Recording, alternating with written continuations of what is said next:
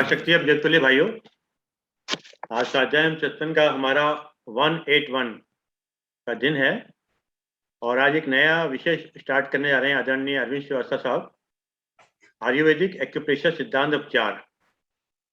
अब हम आदरणीय जयंत चतुर्वेदी साहब से निवेदन करते हैं कि वो दो शब्द आदरणीय अरविंद श्रीवास्तव साहब के विषय में दो शब्द कहें। आदरणीय जयंत चतुर्वेदी साहब। ओम तत्सत नमः। शर्मा जी, धन्यवाद आपको।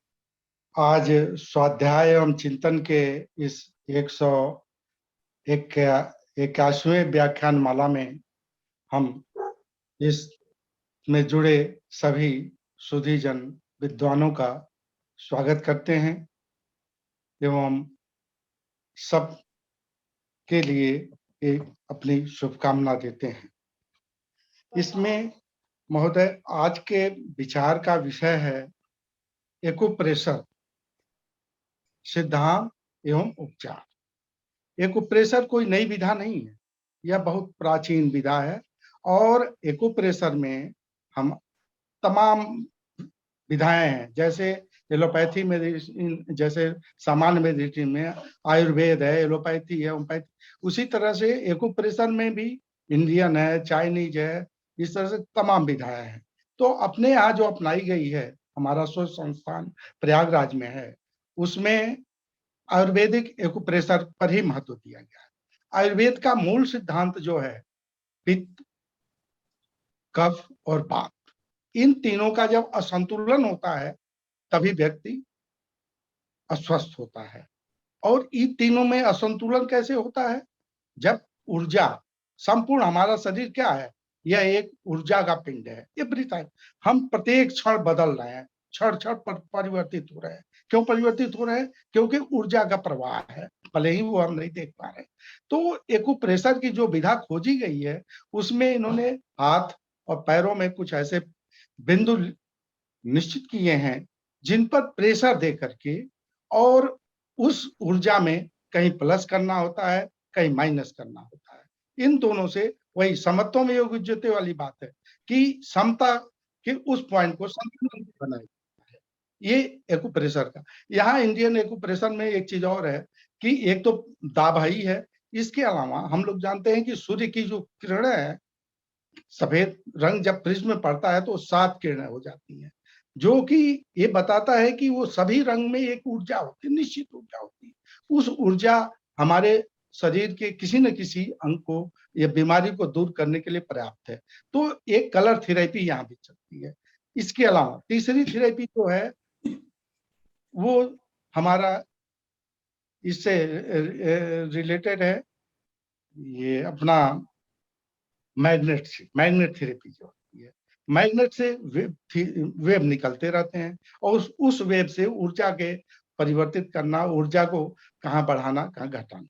तो एक सामान्य एक ये सिद्धांत है एक्यूप्रेशर का। और इसके पहले एक्यूपंक्चर चलता था। एक्यूपंक्चर में क्या होता है? निडिल होता है। निडिल का शरीर से संबंध होता है, तो उससे रिएक्शन तमाम बातें थी जिससे आधार पर ये आएगा।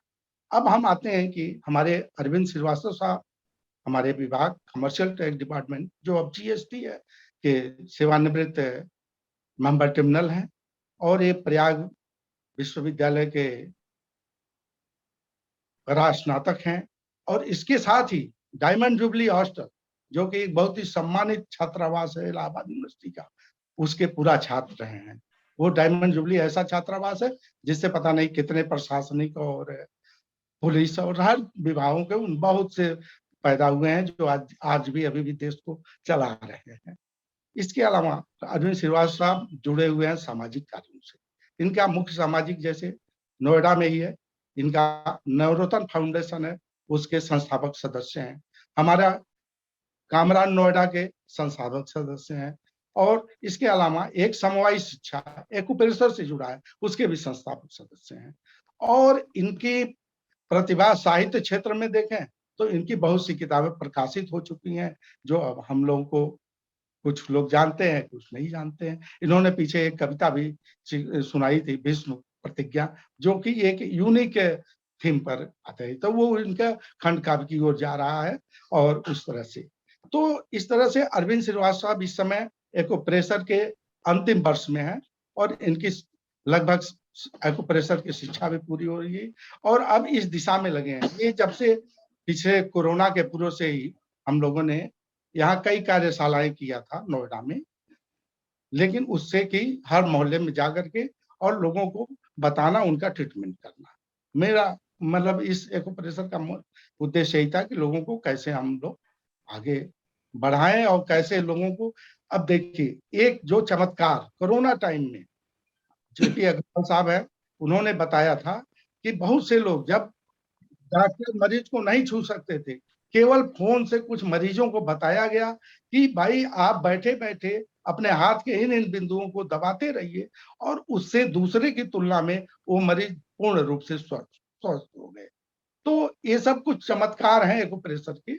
और अब मैं इस संक्षिप्त परिचय के साथ ही और समय नहीं लूंगा, माननीय अपने अरविंद श्रीवास्तव साहब से अनुरोध करूंगा कि वो अपने व्याख्यान को प्रारंभ करें। श्री अरविंद श्रीवास्तव साहब। कर रहा हूं मैं। ओम विश्वानि देव सवितुर्दुरतानि परासु यद भद्रम तन्न आसु। हे उत्तम गुण कर्म स्वभाव युक्त, उत्तम गुण कर्मों को प्रेरणा देने वाले परमेश्वर, जो भी अधर्म में आचरण हो वो हमसे दूर कीजिए और जो भी धर्मयुक्त और कल्याणकारी आचरण हो वो हमारे लिए उत्पन्न कीजिए। स्वाध्याय एवं चिंतन ग्रुप के संस्थापक संचालक श्री अरविंद शर्मा जी, मेरे विभाग के अग्रज आर्यन पांडे साहब, मेरे सहयोगी धुरेन्द्र चतुर्वेदी साहब, मेरे विभागीय मित्र रमेश प्रसाद जायसवाल, श्री अश्विनी कुमार साहब, श्री मदान साहब, श्री वागीश शर्मा जी जो इससे बहुत अधिक जुड़े हुए हैं, इन सब की उपस्थिति में कालरा साहब, हमारे प्रोफेसर डॉक्टर कालरा साहब, इन सब की उपस्थिति में धुरेन्द्र साहब ने शायद अधिक कहा है, ये गुणाग्रज है मेरे समक्ष, उनके समक्ष मैं खुद ही संकुचित हो रहा हूं। इतने गुण मुझ में नहीं है, मैं एक साधारण व्यक्ति के रूप में हूं और आज के विषय में भी मैं कोई पारंगत नहीं हूं। मैं एक छात्र हूं। मैं एक्यूप्रेशर शोध प्रशिक्षण उपचार संस्थान प्रयागराज का छात्र हूं।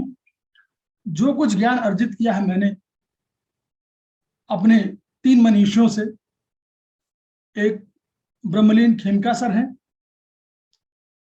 एक SS सर्राफ साहब हैं जो इसमें हैं, एपेक्स बॉडी के चेयरमैन हैं, और मेरे विभाग के अग्रज जो वर्तमान में अध्यक्ष हैं JP अग्रवाल सर।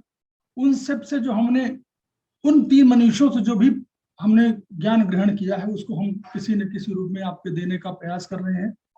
तो इतने गुणाग्रजों, इतने सुधी चिंतकों, विचारकों की उपस्थिति में मेरा संकोच करना स्वाभाविक है। मैं गोस्वामी तुलसीदास जी की इन पंक्तियों से अपनी बात शुरू कर रहा हूं कि मत यति नीच ऊंच रुचि आछी और चही अमीर जग जुरई ने छाछी और छमी है सज्जन मोह ढिठाई सुनी है बाल बचन मन लाई। मेरा आग्रह, निवेदन, अनुग्रह है कि मेरे वचनों को आप लोग उसी प्रकार सुनेंगे जैसे माता पिता अपने छोटे बच्चे के वचनों को सुनते हैं। विषय हमारा आज का है कि आयुर्वेदिक एक्यूप्रेशर का सिद्धांत और उपचार, सिद्धांत पक्ष की ओर कर रहे हैं क्योंकि यह विषय ऐसा है जो शायद बार बार आवश्यकता हम लोगों को पड़ेगी और हम लोग इस पर विचार करेंगे। और जब मैं हम शब्द का इस्तेमाल कर रहा हूं तो मैं संस्थान की तरफ से बात कर रहा हूं, मैं इंडिविजुअल कुछ नहीं हूं। संस्थान है, संस्थान ने ही शुरुआत किया है, 2000 से ये डेवलपमेंट हुआ है, 2001 के आसपास का। तो मैं शुरू कर रहा हूं कि स्वास्थ्य की आवश्यकता है क्यों।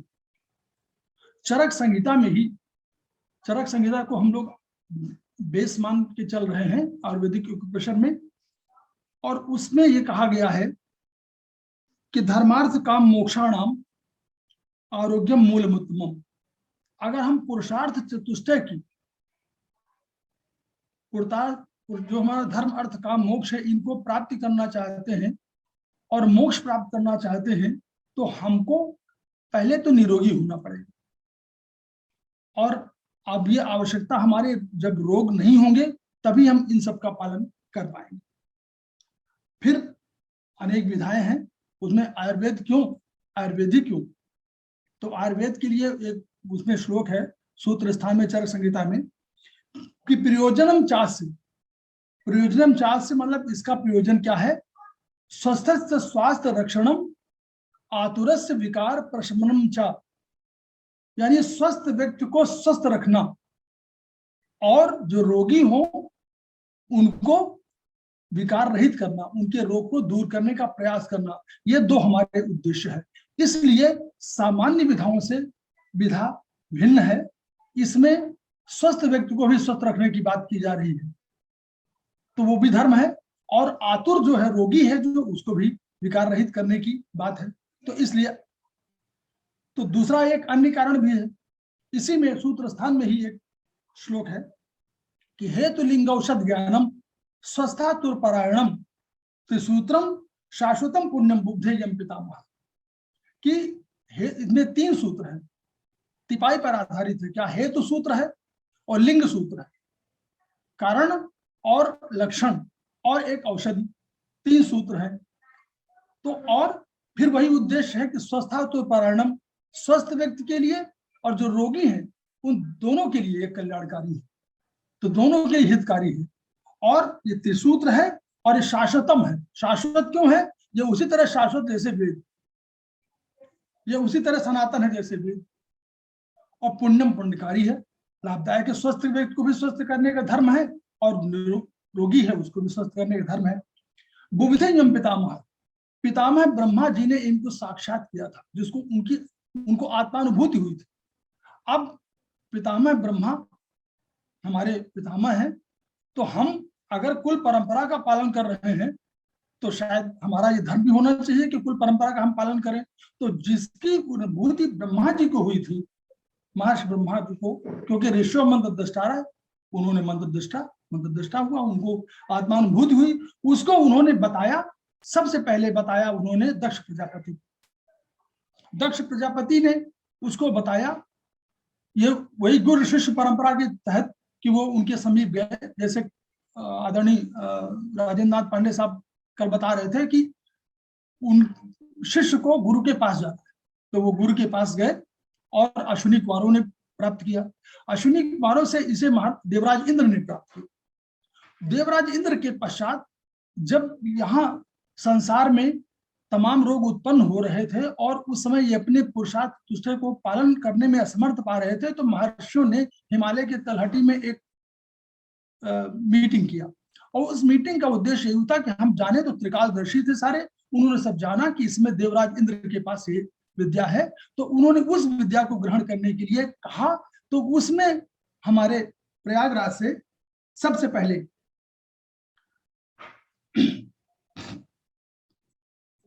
भरद्वाज जी गए, और भरद्वाज जी ने अपने को खुद ही कहा कि मैं जाना चाहता हूं। वो गए, उन्होंने देवराज इंद्र के पास रह करके उस ज्ञान को अक्षर से प्राप्त किया, और वहां से प्राप्त करने के बाद आए और अपने शिष्य पुनर्वसु आत्रेय को उन्होंने वो ज्ञान दिया। आत्रेय अत्रि के पुत्र हैं, महर्षि अत्रि के पुत्र हैं, उनको ज्ञान दिया। उन्होंने इसको अग्निवेश, महर्षि अग्निवेश को दिया।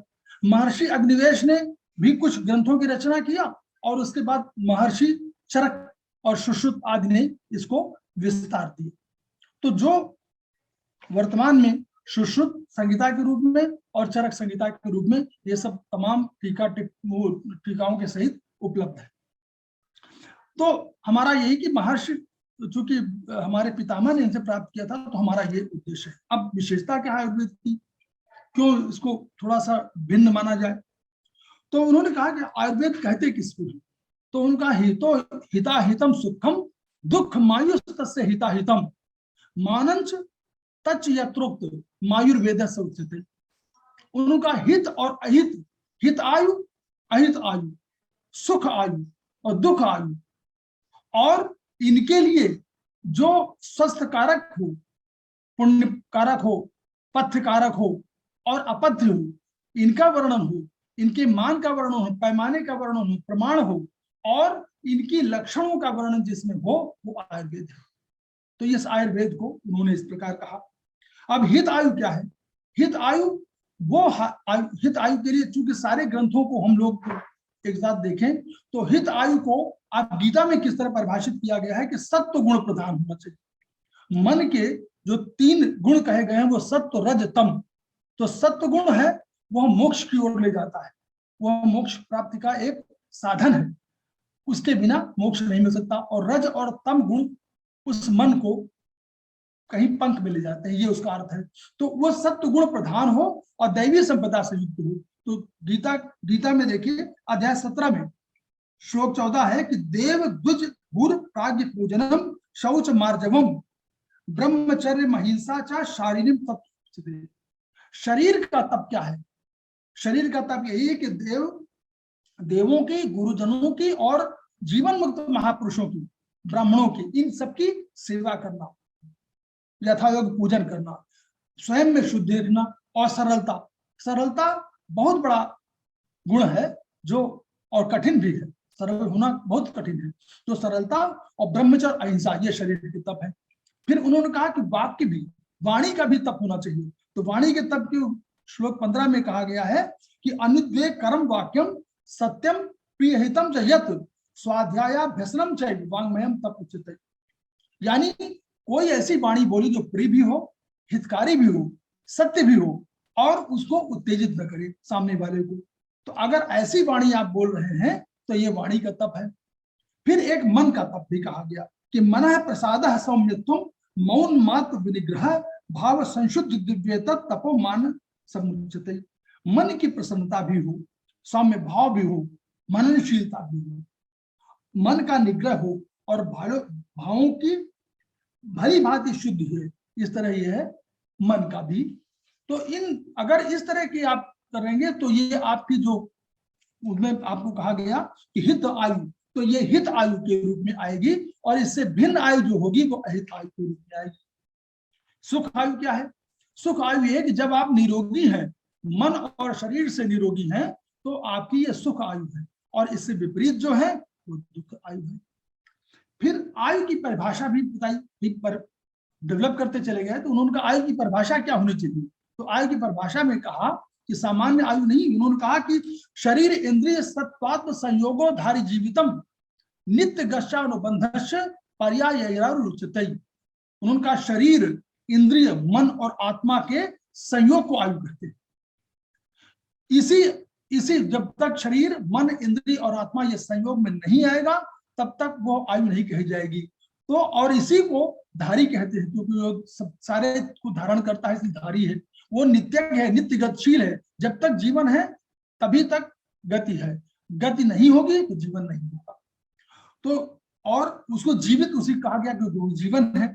अनुबंध भी उसको कहा गया है क्योंकि शरीर के अन्य अनुबंधों से शरीर के बार बार आत्मा के साथ उनका संबंध होता है, इसलिए शायद वो अनुबंध भी कहा गया है।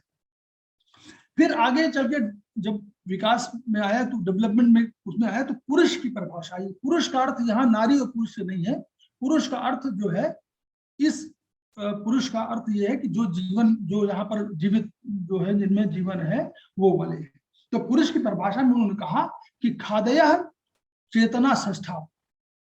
खादय माने, खा माने आकाश, आकाश आदि, तो आकाश, वायु, अग्नि, जल, पृथ्वी, ये 5 तत्व और चेतना षष्ठा। जब तक चेतन और उसमें चेतना भी जोड़ दी जाए तो ये 6 जो धातुएं, तत्व और धातुएं हैं, इनके समवाय से पुरुष शब्द की निष्पत्ति होती है। उसको माना जाना चाहिए कि ये पुरुष का अर्थ ये है। अब फिर उन्होंने कहा कि ब्रह्मांड और पुरुष में समानता है। कैसे समानता है? तो उन्होंने कहा कि यावंतो ही लोके मूर्तिमंतो भाव विशेषा तावंता पुरुषे और यावंता पुरुषे तावंतो लोके। यानी जो भी मूर्तिमंत भाव ब्रह्मांड या लोक में उपस्थित है, विद्यमान है, वह पुरुष में है, और जो पुरुष में मूर्तिमंत भाव है वो ब्रह्मांड में, लोक में भी है। अब आगे चल के शिष्यों ने ये जानना चाहे कि मूर्तिमंतो भाव का इनका अर्थ क्या है, कैसे हम उसको समझें? तो उन्होंने कहा कि देखिए, प्रकृति में आकाश, वायु, अग्नि, तेजस, जल, पृथ्वी, इसमें अव्यक्त गुण कहा गया कि चेतना। तो लोकगत भाव और पुरुषगत भाव में उन्होंने बताना शुरू किया कि देखिए, अगर हम आकाश को कहें तो जो आकाश है लोक में, वह आपके पुरुष में, वो पुरुष के अंदर आपके रोमयुक्त जो छिद्र है वो है, उनको उन्होंने कहा आकाश है। उनका वायु उन्होंने कहा कि जो वायु है ब्रह्मांड में, वही आप पुरुष के अंदर प्राण वायु है। उनका तेजस अग्नि, उनका अग्नि जो वहां है, वही उसी वजह से आपके शरीर की गर्मी है। और अगर जठराग्नि भी कहें तो भी 13 अग्नियां होती हैं, तो वो 13 अग्नियों में जठराग्नि भी सबसे प्रबल अग्नि है, तो वो अग्नि है, तो वो अग्नि तत्व हुआ। फिर उनका जल तत्व कैसे है? उनका जल तत्व जो है वहां पर, वह आपके अंदर गीलापन है। आप अपने त्वचा को स्पर्श करेंगे तो उसमें गीलापन दिखाई पड़ेगा, तो वो हुआ। उनका पृथ्वी क्या है? उनका जो पृथ्वी है लोकगत भाव में, वही आपके पुरुषगत भाव में वो आपका संपूर्ण शरीर है।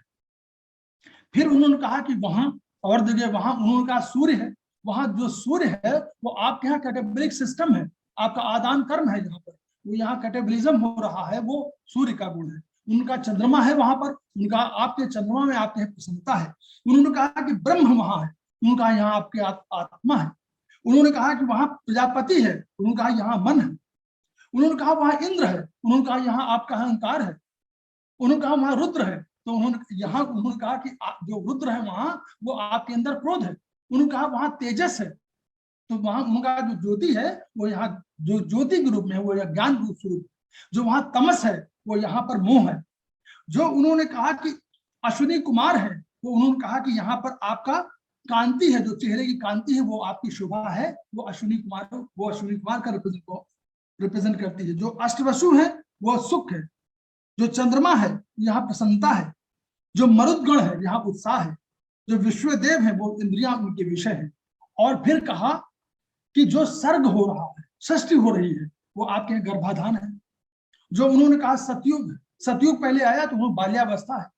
त्रेता है युवावस्था है। द्वापर है वृद्धावस्था है। कलयुग है बीमारी अवस्था है। और युगांत काल अगर है तो मृत्यु है। तो इस प्रकार उन्होंने कहा कि यह जो इंटरप्रिटेशन, जो समष्टिगत भाव है लोक में, वह पुरुष में उत्पन्न है। अब इनका अर्थ क्या हुआ?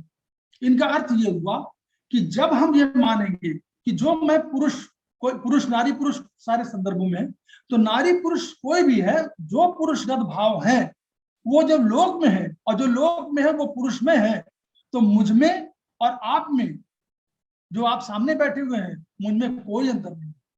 जब लोक में और मुझ में समानता है, तो पुरुष और पुरुष में समानता है, तो वैसी दशा में कोई अंतर क्यों रहेगा? तो इसीलिए गोस्वामी जी को कहना पड़ा कि सिय राम मैं सब जग जानी और करो प्रणाम जोर जुगतानी। क्योंकि जो भाव मेरे अंदर है वही भाव आपके अंदर है। तो उसी तरह गीता में कहा गया, इसी कहना पड़ा कि सर्वभूतस्थमात्मानम सर्वभूतानि चात्मनि ईक्षते योग युक्तात्मा सर्वत्र समदर्शन है। जो अपने को सब प्राणियों में देखता है और जो सब प्राणियों को अपने में देखता है, वो समदर्शी है, वो सर्वत्र समदर्शन, वही योग युक्तात्मा है, वही योगी है। तो यही अर्थ है कि जब हम ये बात जान लेंगे कि हम जो लोकगत भाव है वो हमारे पुरुषगत भाव है, तो हमको जो सुख आयु है वो हमारी आयु बढ़ जाएगी, दुख आयु कम हो जाएगी, क्योंकि दुख सुख होगा नहीं। गीता में फिर कहा गया कि आत्मोपमेन सर्वत्र समम पश्यति योर्जुन सुखम वा यद्वा दुखम स योगी परमो मता है। वही योगी है जो सुख और दुख को समान। क्यों? क्योंकि आत्मोपमेन सर्वत्र, वो सबको देखता है। ईश्वर को सब व्यक्तियों में देखता है, सब पुरुष में देखता है। लोक के सारे भावों को पुरुष में देखता है, और पुरुष के सारे भावों पुरुष तो है ही है। तो इसलिए उन्होंने कहा कि जो ये है, तो इस रूप में आप देखें कि इसका अर्थ ये हुआ कि जो हम में और आप में कोई अंतर नहीं, सारे भाव हैं, वो भाव कम और अधिक मात्रा में संभव हो सकते हैं, लेकिन वो सारे भाव हैं। फिर पंच महाभूत की बात आई। पंच महाभूत, उन्होंने कहा पंच महाभूत है, उनसे सृष्टि हुई है। तो उनका महाभूतानिखम वायु रग्नि द्रापा चित्त तथा शब्द है स्पर्श रूपम च रसो गंधश तद्गुणा। उन्होंने कहा कि इसमें महाभूत कौन है, आकाश, वायु, अग्नि, जल, पृथ्वी, और उनके जो गुण हैं वो है शब्द, स्पर्श, रूप, रस, गंध। इनके आधार पर अपनी थ्योरी विकसित किया उन्होंने। श्रेष्ठ, लेकिन क्रम बता दिया। पहले आकाश तत्व है, शब्द की उत्पत्ति से पहले हुई, और फिर वायु तत्व उत्पन्न हुआ। वायु तत्व में स्पर्श है तो शब्द स्पर्श में शामिल है। फिर अग्नि में, तेजस में शब्द और स्पर्श दोनों शामिल है। फिर जल में शब्द, स्पर्श, रूप तीनों शामिल है। फिर गंध में शब्द, स्पर्श, रूप, रस और गंध चार भी शामिल है। गंध उसका ही है, परसेंटेज डिफरेंट हो सकता है लेकिन सब में है। ज्ञान का यही क्रम है कि इंद्रियां देखती हैं, मन उसको अपने ग्रहण करता, अंतःकरण है। मन को जब पहली बार ज्ञान होता है, जिसको आलोचन बोलते हैं, तो मन के अंदर अहंकार आता है कि पहला इसको देखने वाला तो मैं ही हूँ, दृष्टा मैं ही हूँ। तो उसको जब अहंकार आता है तो वो थोड़ी देर बाद जब और विवेक करता है तो बुद्धि तत्व उत्पन्न होता है। तो अहंकार के बाद, बुद्धि तत्व के बाद ही फाइनल माना जाता है कि वो ज्ञान हुआ है।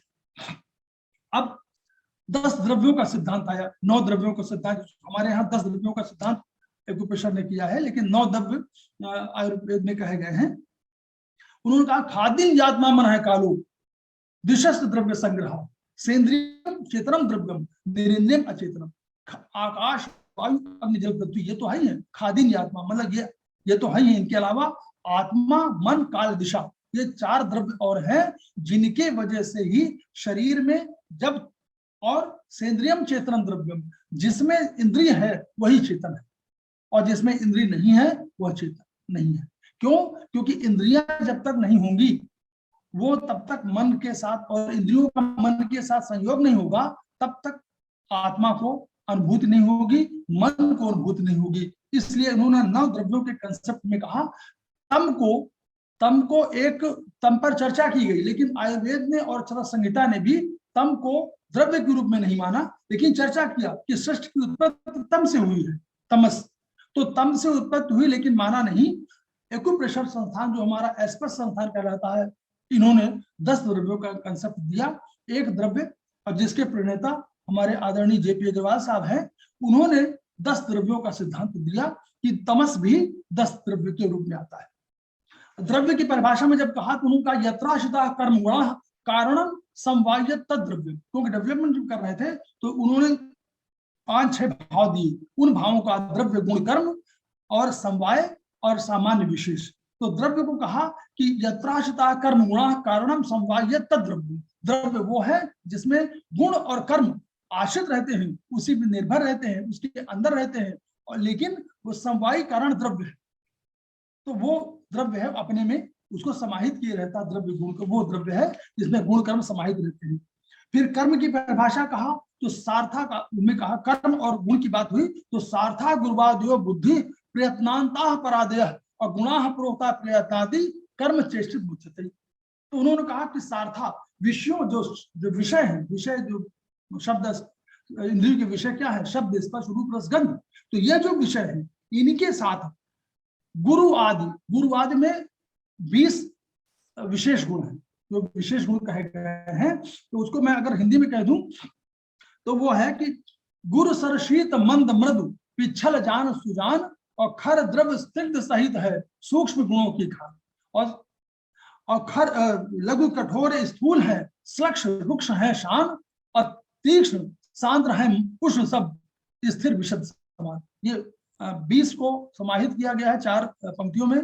मैंने ही उसको बना लिया अपने याद करने के सिलसिले में, लेकिन वो इसमें सारे 20 गुण आ गए हैं। ये विशेष गुण द्रव्यों के कहे गए हैं, वो उनको कर दिया गया है।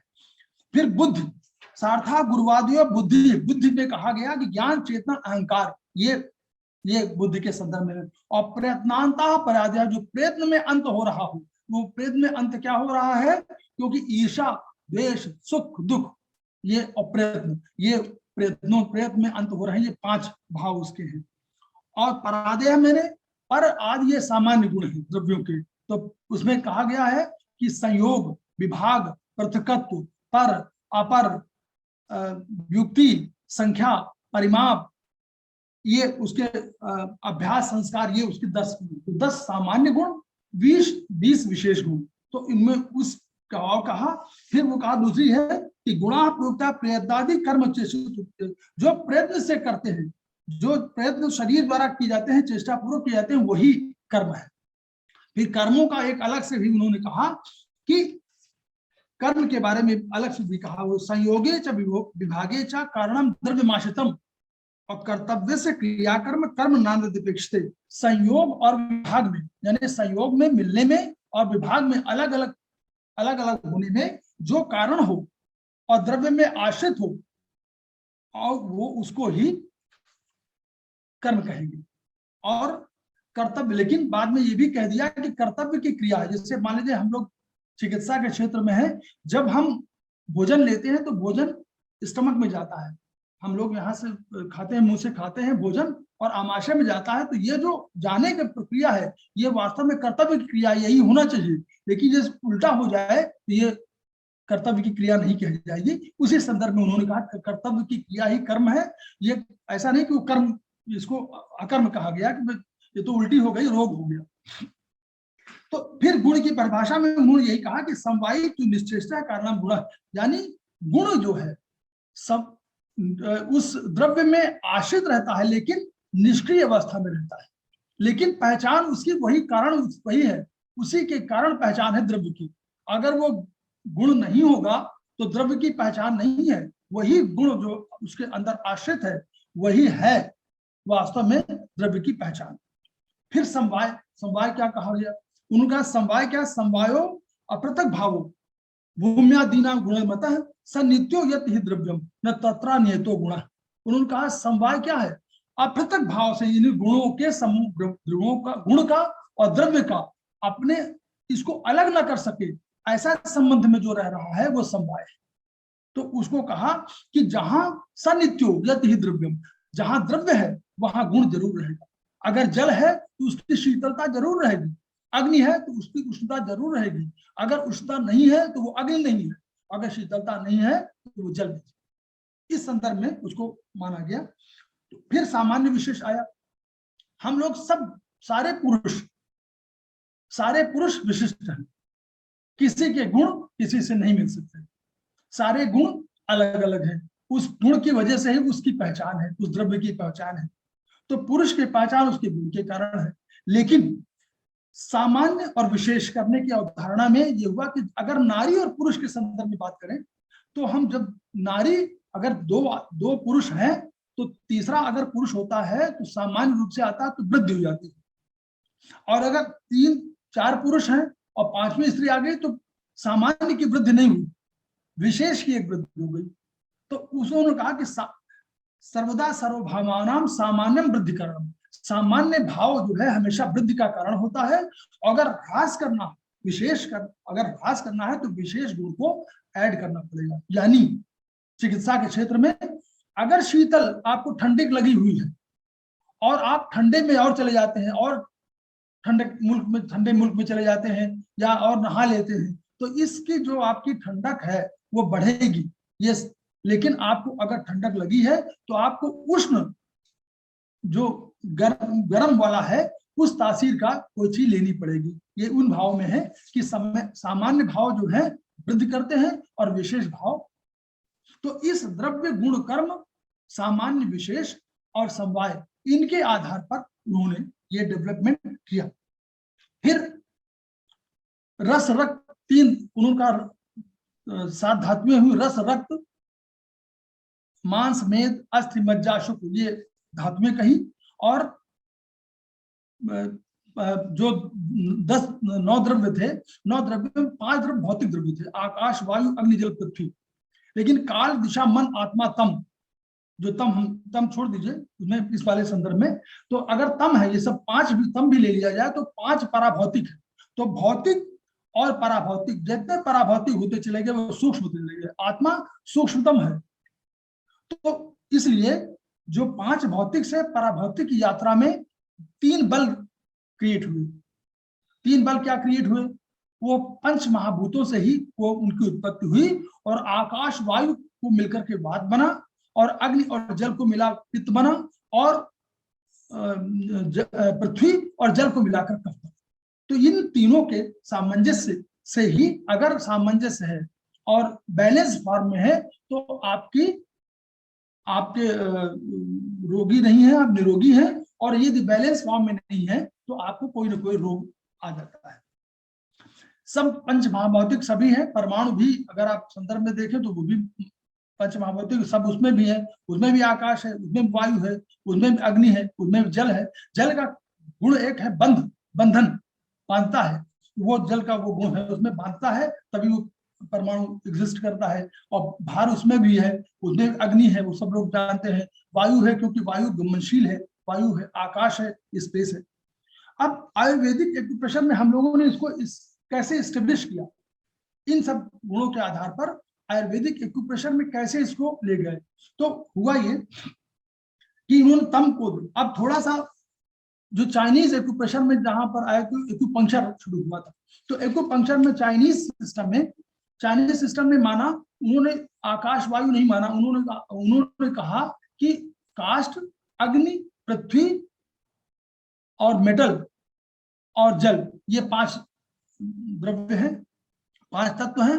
और उन तत्वों की अपनी अपनी ऊर्जा है, उन अपनी तत्वों की अपना अपना रंग है, और वो एक दूसरे का सर्जन भी करते हैं। उन्होंने कहा वायु जो है वो काष्ठ जो है अगर जलता है तो जलने से अग्नि उत्पन्न होती है। अग्नि जब बुझती है तो पृथ्वी बन जाती है। पृथ्वी के अंदर भूगर्भ में आपको धातुएं मिलती हैं, और धातुओं को अगर गला दिया जाए तो जल बन जाता है। और जल को अगर पोषण दिया जाए तो काष्ठ तत्व की सृष्टि करती है। तो इसलिए उन्होंने एक गोलाकार आकृति के रूप में उसको स्थापित किया कि यह हमारा 5 तत्व है और एक दूसरे को क्रिएट करते हैं।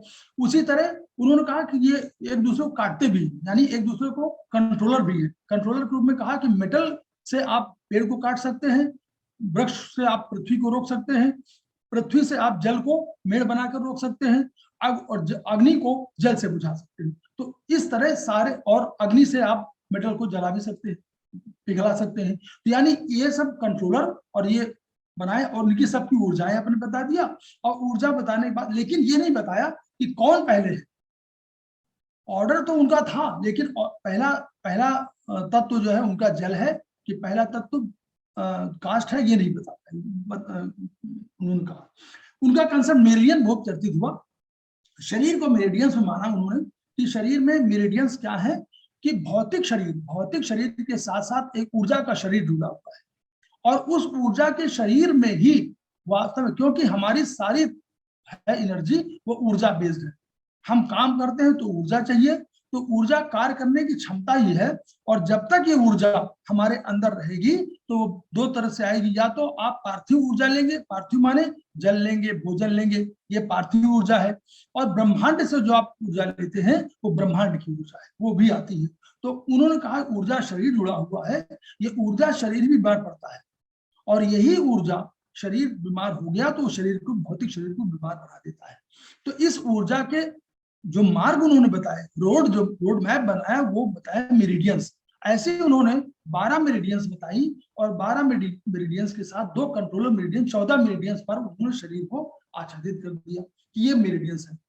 अब उन मेरिडियंस के साथ फिर सिद्धांत उन्होंने बताया कि इन यांग का सिद्धांत सबसे पॉपुलर सिद्धांत वहां का है, इन यांग सिद्धांत। कम अधिक का सिद्धांत, ठंडा गर्म और आंतरिक बाह्य, की अंदर बीमारी है कि बाहर बीमारी है, कि गर्मी है कि ठंडक है, कम है, ऊर्जा अधिक हो गई, कम हो गई, इनके आधार पर। इन यांग में उन्होंने कहा कि प्रगति की 2 सत्ताएं हैं। प्रगति ने 2 सत्ताएं क्रिएट किया, एक यांग और एक इन। दोनों विरोधी हैं, लेकिन विरोधी होने के साथ साथ पूरक भी है। कोई अपने में कंप्लीट नहीं है, और कोई कार्य और कारण का संबंध नहीं है। यानी ये नहीं कि इन ने यांग को पैदा किया, यांग ने इन को पैदा किया। दोनों उसी तरह है, डुअलिटी नेचर में है, जैसे स्त्री पुरुष, जैसे ऊपर नीचे, ये सब रिलेटिव टर्म्स है। कोई अपने में एब्सोल्यूट नेम्स नहीं है। इन यांग में कन्वर्ट हो सकते, यांग इन में कर सकते। जैसे उन्होंने कहा कि अगर सूर्य की रोशनी किसी पहाड़ की आती है तो सामने जब दिखता है तो सूर्य का जो भाग चमकीला है वो यांग। उन्होंने कहा कि यांग ऊर्जा विरल होकर के गई और उसने स्वर्ग की रचना की, और इन की शक्ति गई संघनित हुई, उसने पृथ्वी तत्व की क्रिएट किया। तो पृथ्वी और स्वर्ग के बीच में आपका व्यक्ति मतलब पुरुष की सत्ता, जो हम पुरुष कह रहे हैं वो वहां उन्होंने पुरुष नहीं कहा था, उन्होंने मानव कहा था। तो मानव की सत्ता बीच में है, ऊपर स्वर्ग है, नीचे पृथ्वी। तो अब इसके बाद में, अब यहां तक तो बात चल रही थी। अब इसमें आवश्यकता इस बात पर पड़ी कि उसमें एक्यूपंक्चर था। तो एक्यूपंक्चर में आपको चुभोना पड़ता है। तो जब मेरिडियन पूरे शरीर में उपस्थित थी तो कहीं ना कहीं प्रॉब्लम भी आने लगी, क्योंकि उन सब जगहों पर पिंचिंग नहीं हो सकती थी जहां आवश्यकता है। तो उसकी अपनी कुछ सीमाएं थी, क्योंकि हर जगह आप नहीं कर सकते। आप गोनेट्स में नहीं जा सकते, गोनेट्स में आपके है, वहां भी मेरिडियन है। तो इन सब की वजह से 19 देखिए बहुत बाद कालांतर में, देखिए बहुत है, 2-3 हजार पुरुष है, लेकिन 1975 में कोरिया के महान वैज्ञानिक पार्क जेवू, उन्होंने एक सिद्धांत डेवलप किया। उन्होंने कहा जैसे ब्रह्मांड से आप पुरुष की तुलना कर रहे हैं और समानता बता रहे हैं, वैसे ही हम पुरुष को, उस शरीर को, यानी उस शरीर को हम हथेलियों में और पैरों के तलुओं में स्थापित कर रहे हैं। उन्होंने कहा कि उसी रूप में, उन्होंने कहा कि अगर आप हाथ को यूं कर लीजिए तो आप देखिए कि वही पूर्ण रूप है। देखिए ये अंगूठा अगर आकाश की ओर उठा दें तो अंगूठा ऊपर, क्योंकि थंब सबसे इंपॉर्टेंट होता है, तो ये थंब सर आपके यहाँ इंपॉर्टेंट है, तो सर ऊपर हो गया और इसके दो भाग गला और बना हुआ, तो दो एक ही यहाँ पर, एक ज्वाइंट नीचे है, एक ऊपर है। गले में आप देखिए एक ज्वाइंट यहाँ पर, एक यहाँ, दो ज्वाइंट है बस। तो दो ज्वाइंट में उन्होंने इसको कहा कि ये शरीर का, सिर का भाग है, सिर और गला। इसको उन्होंने कह दिया कि ये दो बाहर की जो उंगलियां हैं वो हाथ है, और दो बीच वाली जो है उंगलियां वो पैर है, और ये भाग धड़ जो है वो आपके धड़ का है। इस रूप में उन्होंने कहा कि यह जो है तुल्यता, उन्होंने कहा सादृश्यता, करस्पॉन्डेंस थ्योरी उन्होंने डेवलप किया, और इसको सुजोग थ्योरी कहा गया। इससे आसानी ये हुई कि शरीर के उन भागों में अगर हम एक्यूप्रेशर भी करना चाहें तो सब शरीर के भागों में शायद एक्यूप्रेशर ना कर पाए, पेट में नहीं कर सकते, लेडीज के मामले में बहुत जगहों पर नहीं कर सकते, तो आप उन जगहों पर कैसे लगाएंगे? तो उन्होंने इस सिद्धांत को आसान बना दिया, और इस सिद्धांत के बनने पर यह डेवलपमेंट और आसान हो गया। तो 1975 का यह डेवलपमेंट है जो कोरिया के महान वैज्ञानिक ने शुरू किया, और फिर 2001 के आसपास आयुर्वेदिक एक्यूप्रेशर में आयुर्वेदिक के सिद्धांत और चाइनीज सिद्धांत को मिक्स करके ये बना दिया गया आयुर्वेदिक एक्यूप्रेशर सिद्धांत। इसमें कोरिया का इसका भी योगदान हुआ, क्योंकि उन्होंने हथेलियों में ही सारी चीजों को स्थापित कर दिया।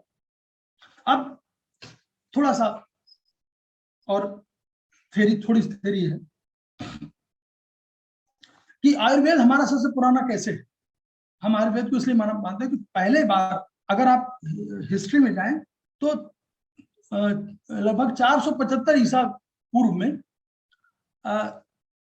सिसिली में एम्पेडोक्लीस हुआ। उसने ये कहा कि वायु, अग्नि, जल और पृथ्वी से, 4 तत्वों से मिलकर के ये बना हुआ है।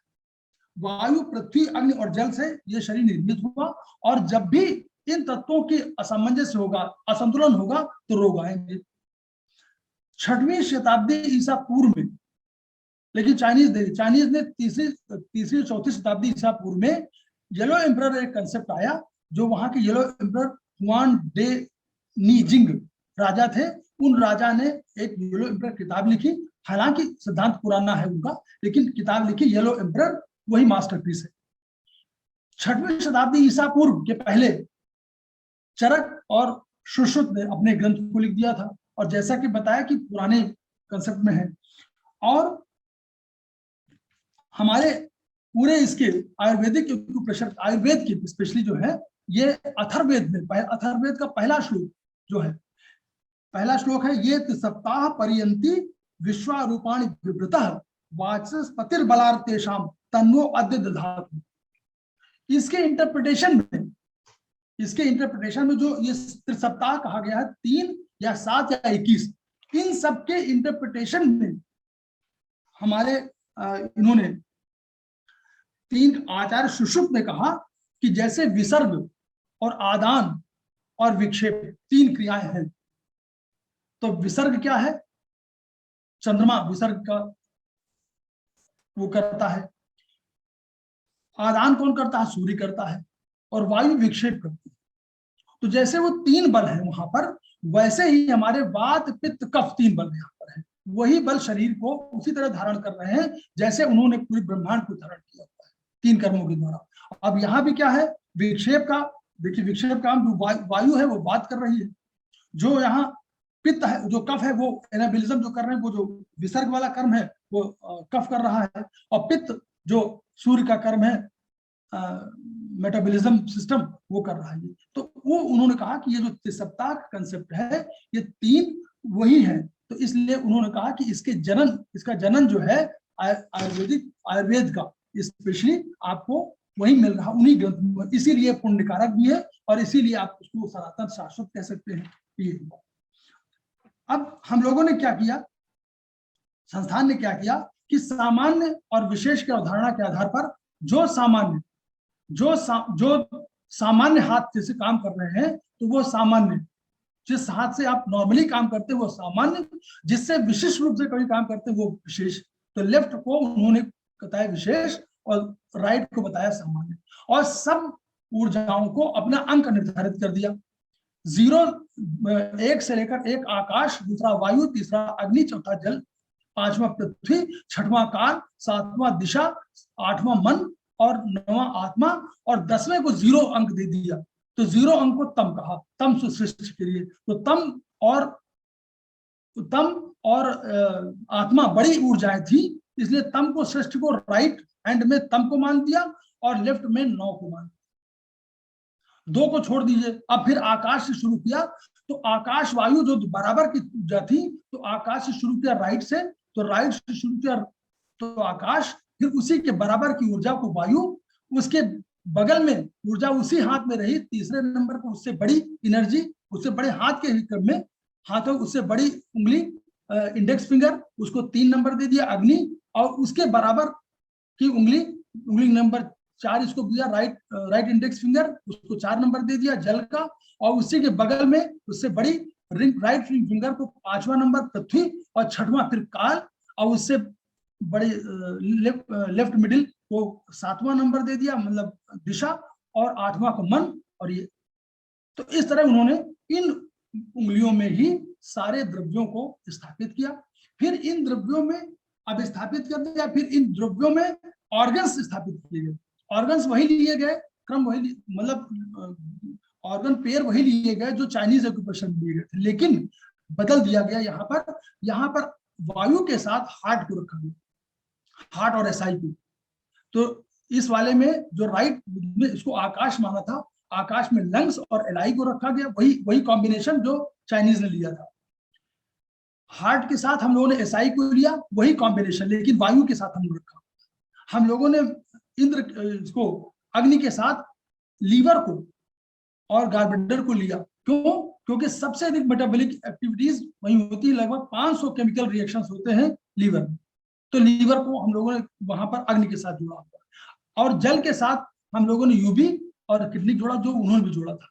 और हम लोगों ने पृथ्वी के साथ लीवर, वो स्प्लीन और स्टमक को लिया, जो उन्होंने जोड़ा हुआ था। फिर हम लोगों ने, अब हमारे पास 6, 7, 8 और आई, क्योंकि हमारी ऊर्जा पराभौतिक ऊर्जा भी थी, तो हम पराभौतिक ऊर्जा, हमारे सशक्त ऊर्जा काल को हम लोगों ने लिया। क्योंकि काल का सबसे अवधारणा कहाँ से होती है? आपको जब पहली बार ऋतु परिवर्तन होते हैं तो आपको ठंडक लगती है, तो स्पाइन और मेडुला को इसमें रखा गया। सबसे वातावरण का सबसे अधिक परिचय स्पाइन कराती है आपको, तो वो स्पाइन को और मेडुला को इसमें रखा गया। फिर उसके बाद 7वें नंबर पर middle finger, left middle finger में हम लोगों ने सेरेबिलम, और क्योंकि ब्रेन के पार्ट में जब मेडुला के पास ऊपर जाती है तो वहां पोन्स आता है, मेडुला के बाद पोन्स के बाद मिड ब्रेन, और मेडुला के ऊपर जैसे आप पोन्स में जाते हैं तो पोन्स के पास ही सेरेबेलम है, जो पीछे का कहलाता है ब्रेन, छोटा ब्रेन कहलाता है, वो पीछे है, जिसपे चोट लगना बहुत खतरनाक होता है। तो सेरेबेलम जो आपको नियंत्रण करता है, तो वो उसको लेफ्ट मिडिल फिंगर में रख दिया, राइट मिडिल फिंगर में मन रखा। तो मन में हम लोगों ने, एक लिम्बिक सिस्टम होता है जिसमें विचार सारे तय होते हैं, तो मन विचारों का अधिष्ठाता है और वही चिंत विचार कर्म ये सब उसी के हैं। तो उस पर हम लोगों ने लिम्बिक सिस्टम को रख दिया और मिड ब्रेन को रखा, मिड ब्रेन और लिम्बिक सिस्टम। और इसमें कॉर्टिकल ब्रेन और न्यूक्लियस ऑफ ब्रेन जो वास्तव में आत्मा का आंतरिक स्थान है वहां पर रख दिया। और इस राइट में चूंकि यहाँ क्रिएशन था तो सृष्टि थी, तो हम लोगों ने ऊपर नीचे एक्सक्रीटरी सिस्टम रखा और ऊपर इसमें रिप्रोडक्टिव सिस्टम रख दिया। तो इस तरह ऑर्गन्स की संरचना हुई, इन्हीं में धातुओं की संरचना हुई, इसी में कर्मेंद्रीय ज्ञानेंद्रिय की रचना कर दी गई, इन्हीं में मिड। और ऊपर से देखने में इस ऊपर वाली को वात, इसको बीच वाले को पित्त और इसको कफ, ये 3 की उंगली कर दी गई। फिर इन उंगलियों में ही स्थापित किया गया कि मेरिडियंस कैसे होगी। इनकी मेरिडियंस हमारी जो आयुर्वेदिक एक्यूप्रेशर की मेरिडियंस, तो मेरिडियंस में लंबवत मेरिडियन, किसी जगह को जानना हो तो लंबवत हॉरिजॉन्टल ये जानते हैं, जैसे कि मैप में हमारा होता है, तो उनको लंबवत बनाई गई वर्टिकल मेरिडियन, हॉरिजॉन्टल मेरिडियन। और फिर एक और कि अगर शरीर के बहुत अंदर कोई सूक्ष्म कोई बीमारी है तो उसको पकड़ने के लिए कि कोई दाहिने भी है, बाएं भी है, पीछे भी है, आगे भी है, तो यानी या ब्लड लेवल पर, टिश्यू लेवल पर है, छोटे छोटे लेवल पर पहुंच गई है, तो धातु लेवल पर है, तो उसको करने के लिए हम लोगों ने स्पाइरल मेरिडियन की क्रिएशन कि वो स्पाइरल जिगजैग में जाएगी और वो सारे टिश्यूज को कवर कर लेगी। तो इस तरह इन मेरिडियंस की कंसेप्ट हुआ। और किसी जगह पहुंचना हो तो इन्हीं के माध्यम से ऊर्जा वही रही, 1 नंबर ऊर्जा, 2 नंबर ऊर्जा, 3 नंबर ऊर्जा, 4 नंबर ऊर्जा वही रही। किस ऊर्जा का असंतुलन हुआ है इसके आधार पर हम लोगों ने इसको बनाना शुरू किया। तो 0 1 4 5 8 दाहिने में और 2 3 6 7 9 ये बाएं में, इस तरह कर दिया गया। और इस तरह हम लोगों ने पूरा प्लॉटिंग किया। सूर्य की किरणों से हम लोगों ने रंग लिए। तो हमारी चिकित्सा में क्या हुआ कि मेथी, मटर, ये जो सीड्स है, कोई सीड की थेरेपी की गई, मैग्नेट थेरेपी हुई, रंग की थेरेपी हुई। रंग कहां से लिया? सूर्य की रश्मियों से। 7 रंग तो सूर्य में होते हैं। वायलेट, वो विब्ग्योर नहीं है, विब्ग्योर प्रसिद्ध है, तो वायलेट, इंडिगो। तो इंडिगो को हम लोगों ने डार्क ब्लू कहा और ग्रीन, वो ब्लू को हम लोगों ने लाइट ब्लू कह दिया।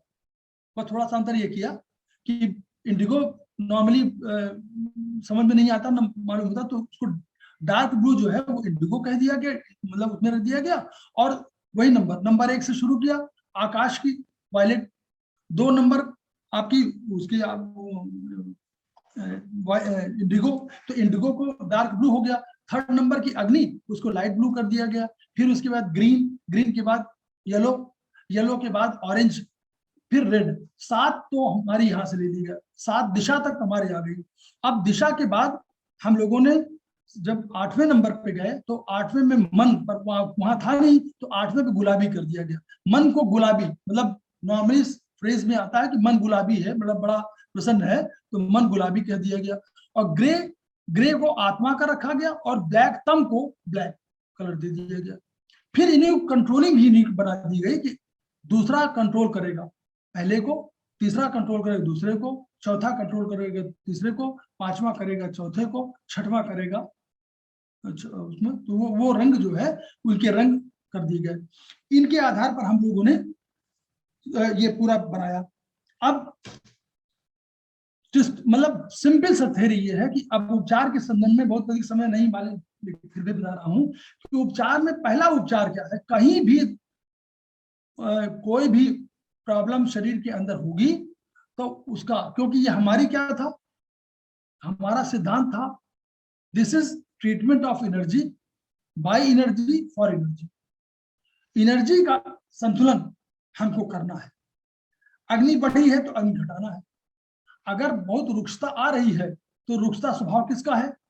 जैसे हम लोगों ने कहा उष्णता स्वभाव है अग्नि का, वैसे है बंधन कर्म जो है जल का स्वभाव, लेकिन शीतलता भी उसका स्वभाव है, प्रेम भी उसका स्वभाव है। पराभौतिक स्तर पर जल शीतल है, प्रेम है, माँ का स्पर्श शीतल कोमल आपको प्रेम का अनुभूत कराता है। अग्नि उष्ण तत्व है, तो अग्नि का स्त्री पुरुष के संबंधों में, नारी पुरुष के संबंधों में जहां हस्बैंड वाइफ के संबंध में वहां उष्णता आवश्यक है, अग्नि का तत्व होना आवश्यक है। अग्नि का तत्व होना आवश्यक है कि जो मैं बोल रहा हूं वो वायु की तरफ, वो उसमें वायु तत्व होना चाहिए, जो ग्रहण करता है उसके पास अग्नि तत्व होना चाहिए। तो वायु, अगर मैं बोल रहा हूं तो वायु तत्व है, जितना मैं बोल रहा हूं अच्छा बोल रहा हूं अगर, तो ये वायु तत्व है, और आप ग्रहण कर रहे हैं वो अग्नि तत्व है।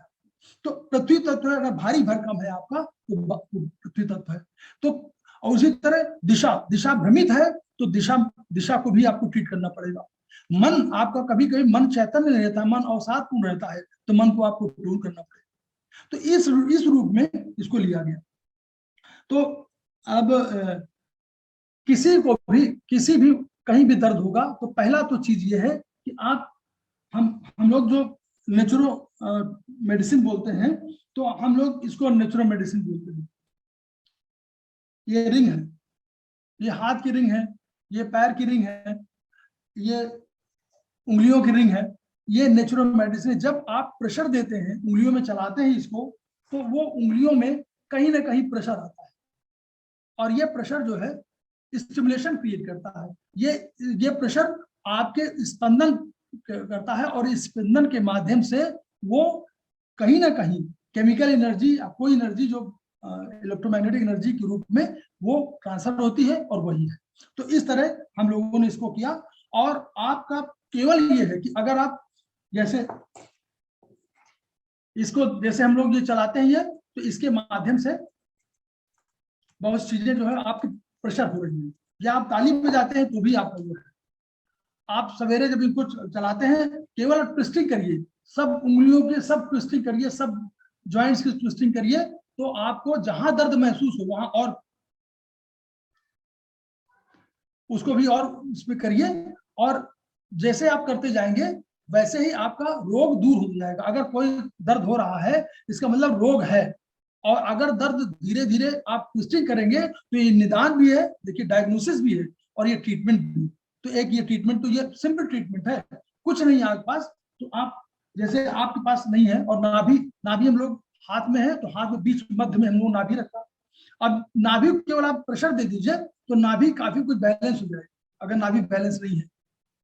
उसी तरह पीठ में आपको दर्द हो रहा है, आप उसको ऐसे कर दीजिए केवल, तो बहुत सा दर्द आपका ठीक हो जाएगा। नहीं होगा तो आप उन जगहों पर जानकारी करके उन पर सीट बांध दीजिए, केवल मटर बांध दीजिए, चना बांध दीजिए, छोटी जगह है वहां पर मेथी की पट्टी बांध दीजिए। जैसे अभी तो मैग्नेट बांधा हुआ, लेकिन मेथी की पट्टी से भी हम लोग करते हैं, कलर से भी करते हैं। अब जैसे सर्वाइकल है, अंगूठे में है, देखिए सर्वाइकल दर्द है, तो आप कुछ मत करिए, यहाँ मेथी की पट्टी बांध दीजिए इस जगह पर। ये अंगूठा, ये गला हुआ, गले का पीछे भाग हुआ सर्वाइकल में, तो ये पीछे गले का पीछे का भाग गया है। इसको हम लोग जो कहते हैं, अगर वैसे कहें एक्यूप्रेशर की भाषा में, तो इसको यांग भाग कह देते हैं। जो सफेद है, जो सामने का भाग वो इन भाग, और जो पीछे का भाग यांग भाग। जो इसको विशेष सामान्य विशेष का संदर्भ में ले तो वहां नहीं है, लेकिन ये इन यांग भाग, मतलब जो सफेद चमड़ी है वो इन है, और जो श्यामल चमड़ी है वो यांग है। तो इस तरह कर दिया। और सबका ट्रीटमेंट जो है धीरे धीरे, अभी तो चिकित्सा के तमाम जो है कलर भी है, मैग्नेट भी है, उसके इतने रिसर्च वर्क हुए हैं कि वो कलाइयों में इन जगहों पर केवल आप ट्रीटमेंट करिए, और केवल यूं करिए तो लंग्स और हार्ट की मेरिडियन आपकी काफी बैलेंस होती है, हार्ट और लंग्स की। तो इस तरह करने पर, और वैसे तो ट्रीटमेंट तमाम है, लेकिन शायद वक्त भी हो रहा है, तो मुझे लगता है कि नॉर्मली ये है कि अगर आप कुछ भी समझ में ना आवे तो आप उनको प्रेशर दे दीजिए कहीं पर भी, तो उससे आप उतना करेंगे तो भी काफी कुछ आपको फायदा मिलेगा। और हम लोग आगे चिकित्सा के संबंध में आगे भी बताते चलेंगे जैसा होगा। मैं सबको धन्यवाद देना चाहता हूं, आपने धैर्यपूर्वक हमारी बात सुनी, और वो गुणाग्रत आप लोग हैं, और कितना ग्रहण किया हो, मैंने कैसा कहा होगा। मैंने फिर वही कहा कि मेरे वचनों को उसी प्रकार सुनिएगा जैसे बच्चे को वचन सुनते हैं। मैं बच्चा ही हूँ आपके समक्ष इस रूप में, क्योंकि मैं पहली बार इस एक्यूप्रेशर के संबंध में पहली बार मैं बाहर कहीं बोल रहा हूँ। धन्यवाद। धन्यवाद आदरणीय अरविंद श्रीवास्तव साहब। आज आपने बहुत अच्छी तरीके से हमको ये आयुर्वेदिक एक्यूप्रेशर सिद्धांत उपचार बताए। हम आपका हृदय से आभार प्रकट करते हैं। अब हम अनम्यूट कर लेते हैं और अगर किसी का कोई प्रश्न हो तो पूछ सकते हैं। करेंगे। और केवल मेथी इतनी गुणकारी है कि उसी से बहुत सा ट्रीटमेंट होगा। अभी मैं बैठा बैठा देख रहा था, मेरे जैसे ना यहाँ पर पेन है, तो इस तरह से मैंने देखा कि हम मेथी का जो है वो आप मेथी आप पहले तो यही करिए, देखिए ऐसा यूं करिए, ये करते रहिए, ऐसे पेन है करिए, यहाँ पर। इससे दूर हो। कहाँ पर है? अंगूठे के पीछे ये की तरफ। यहाँ पर पेन, ये यहाँ। अच्छा, गर्दन में कोई प्रॉब्लम तो नहीं? देखिए अब गर्दन सिटिंग होती है तो जाहिर सी बात है कि थोड़ी बहुत तो रहती होगी अपना। अब देखिए उसके लिए अब क्या बताऊं, मैं आपको भिजवा सकता हूँ। ये वाला जो है, ये जो है, अगर आप इसको ही चलाएंगे तो बहुत से ठीक होगा। और मेथी, इस भाग में मेथी एक पत्ती बना करके, हम उसका भी वीडियो भेज देंगे आपको। अच्छा। मेथी बनाने का वीडियो भेज देंगे। वीडियो हमने बनाए हुए हैं, लेकिन हम अब क्योंकि धीरे धीरे उसको बनाए, हमारे पढ़ाई चल रही है इस समय, हम दिसंबर में इम्तिहान मेरा है, तो इसमें ये इस वाले में यहाँ पर मेथी लगा लीजिए। अच्छा, इस जगह। हाँ, जैसे यहाँ तो कोई पेन नहीं है, ये तो इनमें तो कोई पेन नहीं है, यहाँ तो कहीं कुछ नहीं। ठीक है, इसको ट्विस्ट डेली करिए। कराग्रे वस्ते लक्ष्मी, कर मध्य सरस्वती। वो इसीलिए कहा गया है कि पहले देखिए, देखना ही नहीं है, उसको ट्विस्ट करना है। जी मैं ये कह रही थी, अरविंद जी नमस्कार। नमस्कार। दोनों अरविंद जी को नमस्कार। चलो नमस्कार। मैं यही कह रही थी, जैसे आपने अभी बताया कि कमर में पेन है तो बैक में जैसे हथेली के पिछले भाग को हम रब कर सकते हैं, तो वही एक चीज पूछनी थी मेरे को, क्योंकि लेडीज में ये चीज बहुत प्रॉब्लम होती है, कमर दर्द की। और इसके लिए आप जैसे कह रहे हैं, हमने वीडियोस भी बनाए हैं, तो अगर आप शेयर कर देंगे तो हमारे लिए बहुत बेनिफिशियल होंगे। हम धीरे धीरे सब वीडियो हमने धीरे धीरे बनाना शुरू किया वर्चुअली। मैडम, इसमें हमारा दिसंबर तक इम्तिहान है, तो मैं हम लोग क्लासेस चल रहे हैं और उसमें बिजी हैं। अदरवाइज हम वीडियो और बनाते। वैसे भी आपको लेडीज की, देखिए पहले समझ लीजिए, ये हाथ देखिए मेरा, इस हाथ में इस भाग में ये जो दो उंगलियों के बीच में हम लोग मानते हैं ये दो पैर हैं, ठीक है? समझ गए सर। इन दो पैरों पर यहाँ पर आप पूरे मटर की पट्टी जितना भी लग सके। अगर आपका कमर दर्द है तो यूं आया, कमर यहाँ पर आई आपकी, देखिए ये इतना कमर आई, इस भाग में आप जो है मटर लगाइए रेगुलर। मटर हरी वाली मटर कह रहे हैं आप? नहीं, सूखी मटर, सूखी मटर। हाँ, सूखी मटर हरी वाली। हाँ, वो हरी तो नहीं होती, वो व्हाइट वाली भी होती है। हाँ। तो उसको लगाइए, मटर लगाइए, चना लगा लीजिए। हमारा कहना है कि कोई लगाइए इसको, और इसको कोशिश करिए कि जैसे दिन में मटर अगर भीग जाएगी तो बेकार हो जाएगी, तो रात में लगाइए, लेकिन थोड़ा सा प्रेस करते रहिए बीच में। अच्छा। और देखिए, ये ध्यान रखिए, लेडीज की समस्या गोनेट्स की अधिक होती है कमर दर्द में, ये हमेशा ध्यान रखिएगा। तो और सब चीज जो लेडीज गायनी वाला है वो भी जरूर जब भी किसी बताइएगा। अगर आपकी वैसे कोई प्रॉब्लम होगी तो जरूर बताइएगा इस बार, क्योंकि गायनी प्रॉब्लम की वजह से कमर दर्द लेडीज का अधिक होता है और नॉर्मल कमर दर्द की वजह से कम होता है। हाँ, तो वो तो ठीक है, आप ठीक कह रहे हैं। यानी किडनी, मेरा कहना सुन लीजिए, किडनी पर और यूरिनरी ब्लैडर पर आपको उसका हम बता देंगे। आपको आप पूछेंगे तो मैं वैसे लिख के बता दूंगा, और आप वहां पर मेथी जरूर बांधना शुरू कर दीजिए। ओके। किडनी के लिए आप कुछ मत करिए, अगर तो राइट इंडेक्स फिंगर में दोनों जगह, ऊपर और नीचे, दो ज्वाइंट हुए ना, सबसे ऊपर ज्वाइंट सबसे नीचे ज्वाइंट, यहाँ जरूर बांधिए। और प्लस मेथी, ये जरूर बांधिए। मेथी बांधनी है इसमें? हाँ, ओके, क्योंकि गोनेट्स का कंट्रोलर जो है किडनी है। कंटिन्यूस कितना टाइम बांधनी पड़ेगी? जब तक आप ठीक ना हो जाए। ओके, ठीक है, थैंक यू। और सब लोग, मैं सबके लिए कहना चाह रहा हूं कि 60 प्लस या 55 प्लस में सब लोग किडनी पर ध्यान दीजिए। ओके। यूबी और किडनी सब लोग बांधना शुरू करो, क्योंकि सबकी प्रॉब्लम होगी। किडनी में जो जीवन सत्व होता है वो जीवन सत्व धीरे धीरे क्षरण होता है, इसलिए उसकी वो बहुत इम्पोर्टेंट है। धन्यवाद जी सर। एक तो प्रणाम दोनों अरविंद जी को प्रणाम। और दूसरा ये अरविंद जी को ये प्रार्थना करनी कि इनके 2-3 सेशन और रखने पड़ेंगे। आज तो इन्होंने इंट्रोडक्शन ही दी है नहीं, और हर महीने होंगे सर। प्रत्येक छोटे छोटे रोग का ये निवारण बताएंगे, साथ बताएंगे। ये गाजियाबाद, बिल्कुल। नोएडा, इनमें कोई इनका सेंटर है कि नहीं हाँ है? बताएंगे, आप पूछ लेंगे तो हमारे इंडिविजुअल में बता दें। और तीसरा ये पूछना था भाई, फर्ज क्या हम ये पढ़ना चाहते हैं, ये शिक्षा ग्रहण करते, जैसे आपने रिटायरमेंट के बाद आपने ये शुरू किया, हम भी अगर करना चाहते हैं तो आपकी संस्था में ज्वाइन कर सकते हैं किसी तरह? बिल्कुल बिल्कुल, अगले महीने, अगले उसमें दिसंबर के बाद। ठीक है, तो मैं अब तो ये सेशन खत्म हो गया। अच्छा, ठीक है। आप बिल्कुल ज्वाइन करिए, आपका स्वागत है। हमारी संस्था पूरे, आपका बंद हो गया है आपका सामने। ठीक है, और किसी का कोई प्रश्न है सर? हाँ जी, किसका? मैं कालरा बोलता हूँ। अच्छा, अरविंद जी नमस्कार। हाँ नमस्कार। आइए। प्रणाम सर। जैसे हमने शिवा साहब, जैसे मॉर्निंग हम लोग क्लैपिंग करते हैं 500 बार, उसके बाद ये करते हैं, फिर ये करते हैं, उसके बाद ये और ये और ये और फिर बाद में ऐसे ऐसे करके फिर ऐसे ऐसे करते। Is it beneficial to us for all sort of diseases?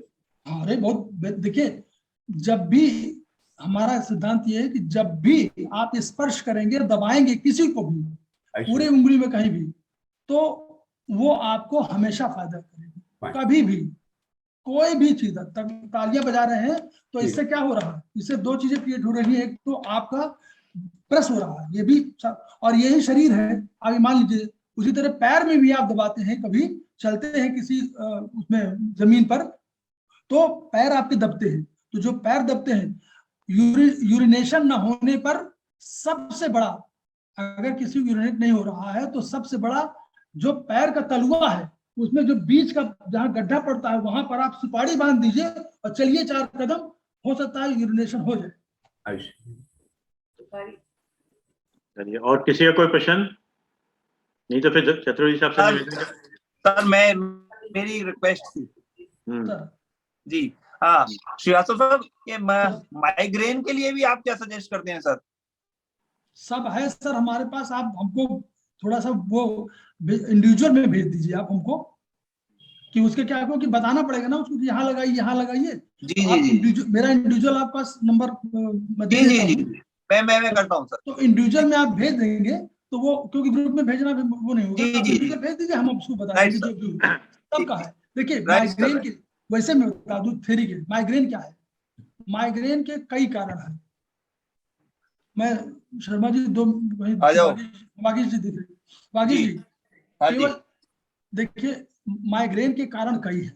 Liver भी जिम्मेदार है, कॉन्स्टिपेशन भी जिम्मेदार है। पहले ध्यान रखिएगा, कॉन्स्टिपेशन किसी को है तो सबकी थ्योरी से डिफरेंट हम लोग की थ्योरी है, मैं संस्थान की theory. Liver is the creator and initiator. Constipation के लिए नॉर्मली लोग बताएंगे एलआई तो है ही है, but liver is the main creator. अगर आप समय से नहीं जा रहे हैं, मन नहीं कर रहा आपको, तो लीवर नहीं मन कर रहा, तो लीवर को ट्रीट जरूर करिए। तो लीवर एलआई एसआई तब करिए। वो लीवर की हीट, स्टमक की हीट जाएगी तो भी माइग्रेन होगा। लीवर की हीट जाएगी, लीवर फायर, लीवर बहुत शांत है, सबसे शांत है, उसको 11 बजे जरूर सो जाइए प्लीज। 11 बजे के बाद मत जाइए, लीवर को आराम करने दीजिए। पोर्टल वेन में सारा ब्लड उसके पास जाता है, वो ब्लड छानता है। आप जितनी दवाइयां खाते हो उस दवाइयों को 50% बाहर छान के बाहर निकाल देता है। कहीं आवश्यकता पड़ती है तो वो 20% केवल रखता है, 80% निकाल देता है। तो उसको इतना काम है, उसको आराम करने दीजिए। जैसे मैं कहूँ कि शर्मा जी को आप 2 दिन आराम करने दीजिए, उसी तरह है। तो वो लीवर को भी उसी तरह आराम करने दीजिए, वो बहुत काम करता है। और बोलता नहीं, एक ही आर्गन है जो 1/6 रहने पर भी जीवित रहेगा। तो 11 बजे जरूर सो जाइए। कॉन्स्टिपेशन से बचाइए, पहला treat constipation first, then other disease. चलिए, किसी और का प्रश्न नहीं हो तो फिर आदरणीय चतुर्वेदी साहब से निवेदन करते हैं कि वो 2 शब्द धन्यवाद कहते हैं। आदरणीय चतुर्वेदी साहब। हाँ, धन्यवाद शर्मा जी एवं अरविंद साहब, आज के इस भावपूर्ण एवं प्रभावदायी वक्तव्य के लिए। और एक्यूप्रेशर हम सबके रोज करते हैं। हम सुबह सुबह उठते हैं, कराग्रे बसत लक्ष्मी, कर मध्य सरस्वती, कर मूले तो गोविंदम, प्रभाते कर दर्शनम। ये हमारे ऋषियों ने बता दिया। तो उसका हमने केवल इतना नहीं है कि उसको देखिए, आप उसको अपनी कार्रवाई करते रहिए, यही एक्यूप्रेशर है। तो हमें लगता है कि इस ज्ञान से सभी लोग का लाभ होगा, और इसी के साथ आप दोनों लोगों को बहुत बहुत धन्यवाद। धन्यवाद आदरणीय धन चतुर्वेदी साहब, और धन्यवाद आदरणीय अरविंद श्रीवास्तव साहब। हम आपका हृदय से आभार प्रकट करते हैं, और फिर अब नेक्स्ट सेशन आपका अगले महीने लिया जाएगा। आइए, संध्या काल है, एक बार ओम करके शुरू करते हैं। ओम